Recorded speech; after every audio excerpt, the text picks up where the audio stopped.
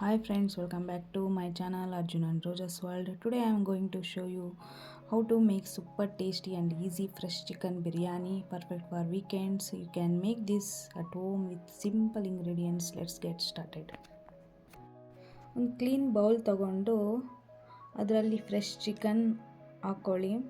ಅದಕ್ಕೆ ನಾನು ಹೇಳಿರೋ ಸ್ಪೈಸಸ್ ಎಲ್ಲ ಆ್ಯಡ್ ಮಾಡ್ಕೊಳ್ಳಿ.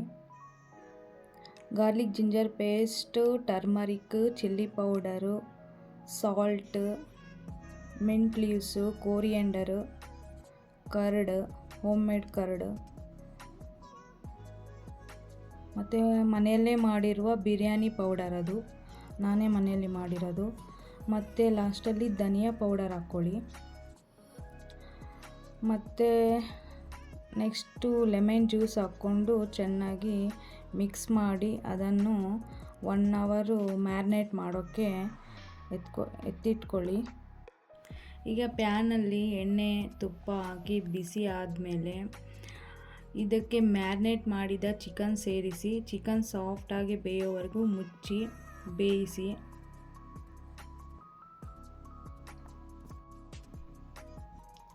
ನೆಕ್ಸ್ಟ್ ನಾನು 1/2 kg ಚಿಕನ್ಗೆ 2 ಗ್ಲಾಸಸ್ ಆಫ್ ಬಾಸ್ಮತಿ ರೈಸ್ ತೊಗೊಂಡಿದ್ದೀನಿ. ಅದು ಚೆನ್ನಾಗಿ ಕ್ಲೀನ್ ಮಾಡಿಕೊಂಡು ವಾಶ್ ಮಾಡಿಕೊಂಡು ಅದಕ್ಕೆ all spices, biryani spices add ಮಾಡ್ತಾ ಇದ್ದೀನಿ. ನಿಮ್ಮ ಹತ್ರ ಯಾವ ಥರದ್ದು ಸ್ಪೈಸಸ್ ಇದೆ ಮನೆಯಲ್ಲಿ ಬಿರಿಯಾನಿ ಸ್ಪೈಸಸ್ಸು, ಅದು ಆ್ಯಡ್ ಮಾಡ್ಕೋಬೋದು. ನೀವು ನೋಡ್ತಿದ್ದೀರಲ್ಲ, ನನ್ನ ಪ್ಲೇಟಲ್ಲಿರೋ ಸ್ಪೈಸಸ್ ಎಲ್ಲ ಆ್ಯಡ್ ಮಾಡ್ಕೊತಾ ಇದ್ದೀನಿ. ನೆಕ್ಸ್ಟು 1/2 ಟೇಬಲ್ ಸ್ಪೂನು ಗೀ ಹಾಕ್ಕೊಳ್ಳಿ.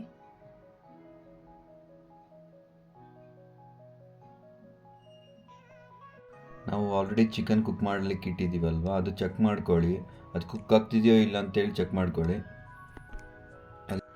1 ಟೀ ಸ್ಪೂನು ಇಲ್ಲ 2 ಟೀ ಸ್ಪೂನು ಗೀ ಆ್ಯಡ್ ಮಾಡ್ಕೊಳ್ಳಿ ಟೇಸ್ಟಿಗೆ.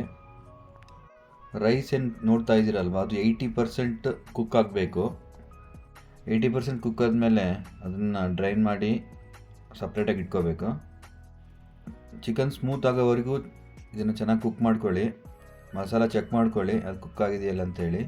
ಆಲ್ರೆಡಿ ನಿಮಗೆ ಗೊತ್ತಾಗುತ್ತೆ, ಅದು ಆಯಿಲ್ ಬಿಡ್ತಾ ಇರಬೇಕಾದ್ರೆ ನಿಮಗೆ ಗೊತ್ತಾಗುತ್ತೆ ಮಸಾಲ ಕುಕ್ ಆಗಿದೆ ಅಂತೇಳಿ.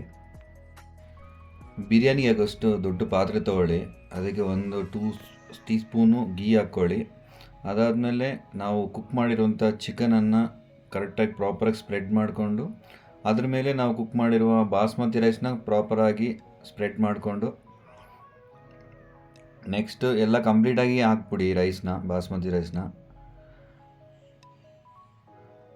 ಅದ್ರ ಮೇಲೆ ಪ್ರಾಪರಾಗಿ ನಾವು ಆಲ್ರೆಡಿ ಏನು ಆನಿಯನ್ಸ್ನ ರೋಸ್ಟ್ ಮಾಡ್ಕೊಂಡಿದ್ದೀವಲ್ಲ ಅದನ್ನು ಸ್ಪ್ರೆಡ್ ಮಾಡಿ.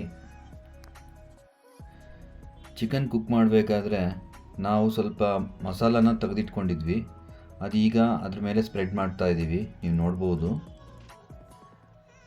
ನಾವು ಕಲರ್ಗೋಸ್ಕರ ಯಾವುದೇ ಆರ್ಟಿಫಿಷಿಯಲ್ ಕಲರ್ ಯೂಸ್ ಮಾಡ್ತಾ ಇಲ್ಲ.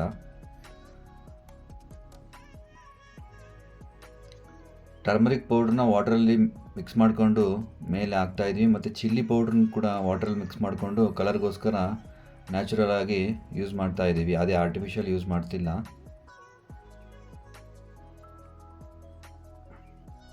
ಎಲ್ಲ ಲೇಯರ್ಸ್ ಆದಮೇಲೆ ಲಿಡ್ ಮುಚ್ಚಿಬಿಡಿ, 20 ಮಿನಿಟ್ಸ್ ಸ್ಟೀಮ್ ಮಾಡಿ.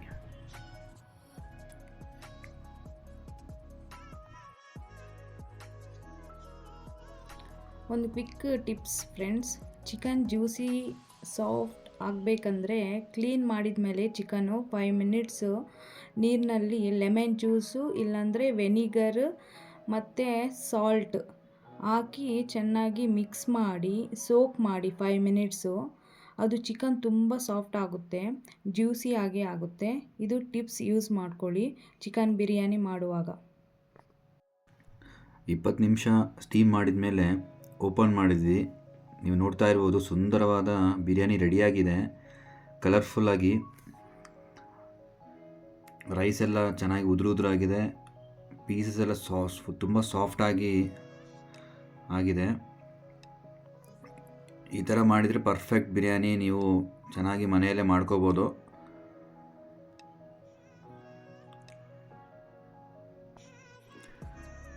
ರೆಸ್ಟೋರೆಂಟ್ ಸ್ಟೈಲಲ್ಲಿ ನಾವು ಬಿರಿಯಾನಿ ಮನೆಯಲ್ಲೇ ಮಾಡ್ಕೋಬೋದು ಫ್ರೆಂಡ್ಸ್. ಸೊ ಮನೆಯಲ್ಲಿ ಟ್ರೈ ಮಾಡಿ, ಖಂಡಿತ ಚೆನ್ನಾಗಿ ಬರುತ್ತೆ. ಇದೇ ಥರ ಟ್ರೈ ಮಾಡಿ. ನಾವು ಏನೇನು ಮೆನ್ಷನ್ ಮಾಡಿದ್ದೀವಿ ನಮ್ಮ ವಿಡಿಯೋದಲ್ಲಿ. ಎಲ್ಲ ಇಂಗ್ರೀಡಿಯೆಂಟ್ಸ್ ಯೂಸ್ ಮಾಡಿ ಮನೆಯಲ್ಲೇ ಎಲ್ಲ ನ್ಯಾಚುರಲ್ ಆಗಿ ಯಾವ ಆರ್ಟಿಫಿಷಿಯಲ್ ಕಲರ್ಸ್ ಎಲ್ಲ ಹಾಕದೆ ಟ್ರೈ ಮಾಡಿ, ಚೆನ್ನಾಗಾಗುತ್ತೆ. ಈ ವಿಡಿಯೋ ಇಷ್ಟ ಆದರೆ ಲೈಕ್, ಶೇರ್, ಸಬ್ಸ್ಕ್ರೈಬ್ ಮಾಡಿ. Thank you.